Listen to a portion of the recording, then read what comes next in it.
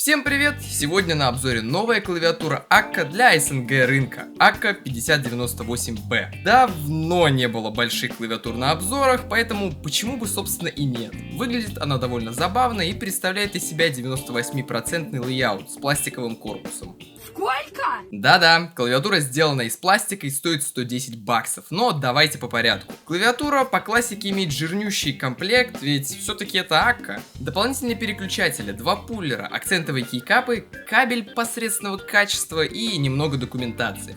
Клавиатура встречает нас под кофром от пыли, завернутый в упаковочную пленку. Визуально эта клавиатура выглядит, как по мне, заметно приятнее, чем многие другие клавиатуры Akka. Она более угловатая, нету отделения стрелочек от основного кластера, как это часто делается на 98% форматах. Экранчик вписан неплохо и напоминает QK100, но он перевернут и находится чуть ниже. Короче, реализация на Akka мне нравится значительно больше.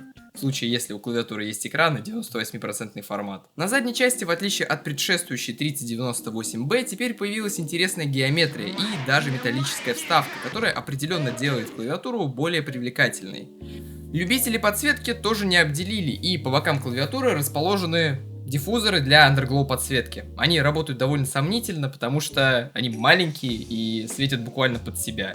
Это довольно странно. Ну, если вам нравится, то пожалуйста. Hold up, wait. Oh, he's got the LGBT lights. It's RGB, motherfucker. Перейдем к тому, что в этой клавиатуре стоит. Кейкапы такие же, как и в других клавиатурах Akka. Оса профиль, даблшот ПБТ с примесью ABS, который, кстати, довольно сильно шайнится, и предыдущая клавиатура 3098B, которая была на обзоре, буквально через месяц кейкапы были в шайне, просто в невероятном шайне. То есть, скорее всего, там огромная примесь ABS, поэтому не думайте, что там написано PBT, и они у вас не зашайнятся. Это не так. Вернемся к качеству отливки. Английские альфы отлиты очень аккуратно, и к ним я совершенно не могу придраться. Однако сублегенды мне не нравятся. Они имеют пропуски как на буквах основного ряда, которые несколько удешевляют внешний вид клавиатуры. Но это уж ладно. Знаю, что для многих важно наличие русских альф на клавиатуре, поэтому даже в таком виде это вполне удобоваримо. Далее переключатели, и в данном случае это Akka V3 Pro Piano. Лонгпол линейки с ходом в 3,1 мм и весом в ботоме 45 грамм. На самом деле очень странный свич из-за длины хода, потому что если обычный лонгпол свич это 3,5, ладно, 3,6 мм, то здесь это 3,1, это вообще у меня украли 1 мм хода. Где? Но в целом сам свич не имеет никаких паразитных призвуков. Он, конечно, немного шершавый, но я бы не сказал, что это проблематично. Также стоит отметить, что у него есть диффузоры для более лучшей подсветки. Ну и разумеется, сам свич имеет легкий прилюб. Это явно не тот же самый свич, что я трогал год назад в клавиатуре Mod 007 PC. Он во всем лучше. Он значительно менее шершавый и определенно с другими молдами. Короче говоря, свечи приличные. Но если вам все же не нравится, то можете потерпеть об этом, потому что другого варианта свечей для этой клавиатуры просто нет. Маунт у клавиатуры Isolation на силиконовых носочках. Печатная плата у клавиатуры 1,6 мм без фликскатов, что на самом деле приятно для подобной клавиатуры. Судя по всему, кстати, здесь планировался и топ-маунт, однако винтов никаких нету, но отверстия на месте. Поэтому зачем они это сделали, мне искренне непонятно. Комплект фомов стандартный. Плейтфом, PE-фом, PET-фом, на заднюю часть приклеен кейс-фом и в корпусе еще один кусочек пены. Внутри клавиатуры, кстати, есть еще один прикол. Вот этот вот барабан, это буквально колесико мыши, там стоит красный кейл-энкодер. Я не знаю почему, но мне показалось это довольно забавно. Надо бы запаять Альпс, а то, блин, в Апексе стрейфы там вот. Стабилизаторы у клавиатуры терпимые, далеко не лучшие, у некоторых есть какой-то ратл и призвуки, что, так себе, типа. Звук у клавиатуры довольно низкий, и я думаю, можно это решить только убрав там условно с платы какой-нибудь PET-фом, даже PET-лист или PE-фом, потому что очень плоско звучит, как по мне. Возможно, это опять же связано с кейкапами, потому что они высокого довольно профиля относительно Cherry, а я все же привык, чтобы клавиатура повыше звучала. Ну и свечи можно заменить, опять же, я думаю, если поставить какие-нибудь тактилки, будет вообще круто, потому что долбить в пену на тактилках это как будто классика. В общем, вполне неплохо, но могло быть и лучше. Вот так. Ну и раз уж я об этом всем рассказал, вот вам тайпинг.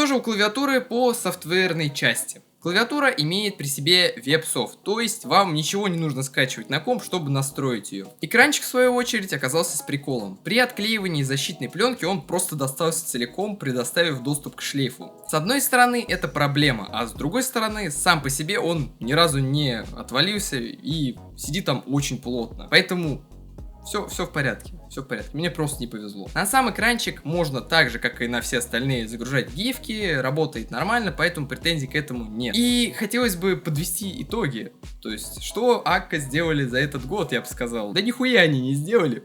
Как у них дела-то обстоят. У меня сложилось мнение, что за последнее время клавиатура Акка просто не поспевает за быстро меняющимися трендами. И очень медленно на них реагируют. Вот просто. Вот сейчас это буквально что-то типа аулы подобных клавиатур на столе. И стоит оно буквально как Бриджи, Рейни и прочие клавиатуры, а это буквально пластиковый прибилд. То есть, зачем ее покупать, я не совсем понимаю. У нее есть экран, энкодер, и как будто бы это все же не стоит дополнительных 3000 рублей. То есть она определенно стоит свои какие-нибудь 70-60 баксов. Безусловно, то есть за это отдать 60 баксов, 65, там, даже, я бы сказал, даже 75 баксов.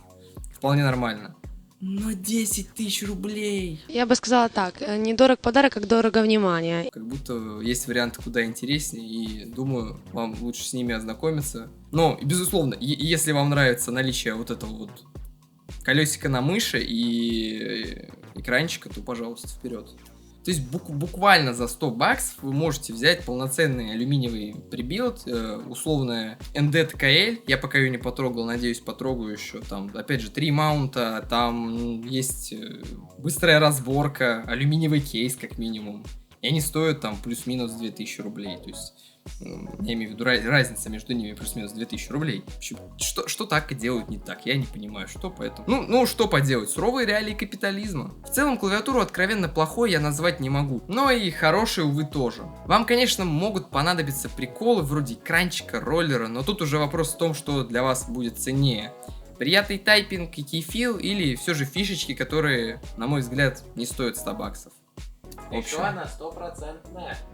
Да, кстати, формат у нее действительно может кому-то понадобиться, поэтому 0 вопросов. Хорошего вам дня. До связи.